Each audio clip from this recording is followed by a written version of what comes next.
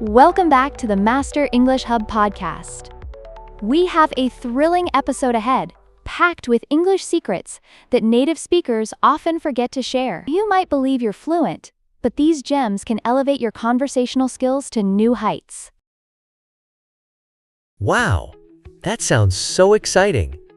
I can't wait to uncover these secrets. You mean even advanced learners can miss out on some of these? That feels kind of wild. Absolutely. Let's kick things off with secret number 1.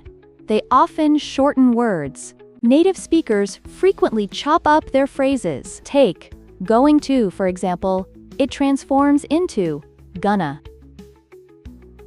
When would I actually use that in a conversation? Like, I'm curious, it sounds really laid back. Great question. Imagine this. Person A asks, "Are you going to watch the movie tonight?" And person B casually replies, "Yeah, I'm gonna watch it." Haha, that's such a smooth response. So, using gonna with friends makes me sound more relaxed, right? I like that. Exactly. It sets a laid-back vibe. Now, let's dive into secret number 2. They use filler words frequently. Native speakers sprinkle in words like, well, and, during talks. Oh, I do that a lot. It kind of feels like a pause to gather thoughts, doesn't it? Like taking a quick breath. Totally. Picture this. If person A asks, "Did you like the concert?" Quote, person B might say, "Well, yeah, it was amazing." Quote, "It's just part of how we communicate."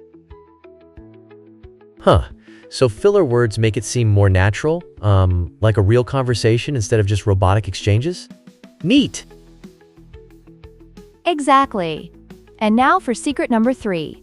Phrasal verbs are everywhere. Quote, "These little phrases pop up in everyday speech."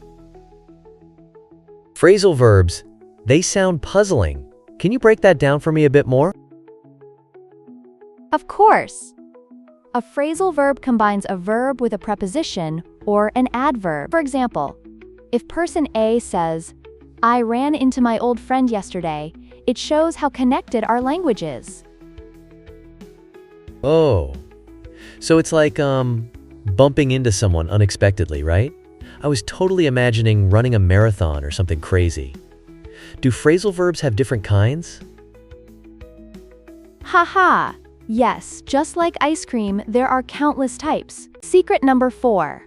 They often drop small words. Quote, "In casual chats, you'll hear folks skip words like I or am."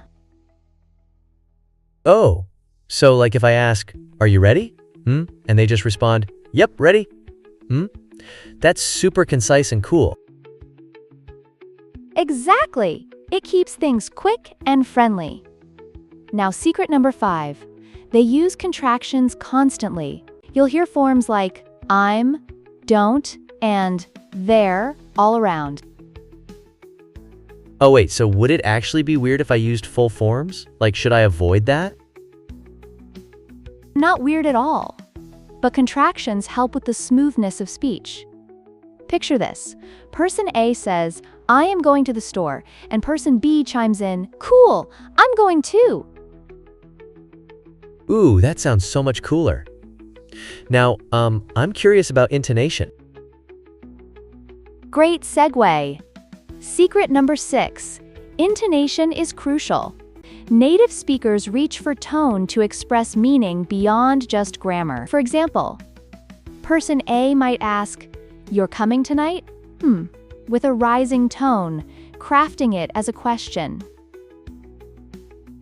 So it's like how we use our voice to express feelings and intentions beyond just the words we say? That's really fascinating. Exactly. Now let's slide into secret number 7. Idioms sound casual and intelligent. Expressions like "hit the nail on the head" add flair to your speech. Oh wow, it sounds super impressive. Can you throw in an example that fits like a casual chat? Sure, If person A exclaims, "Your explanation was perfect," and person B replies, "Thanks, I just wanted to hit the nail on the head," it radiates clarity and confidence. Wow, I love that. It sounds so, sophisticated. Are there more idioms worth exploring? Absolutely. There's a treasure trove of idioms out there. But let's stay on course. Secret number 8. They often repeat or rephrase. This can signal warmth and friendliness. Yes, that makes sense.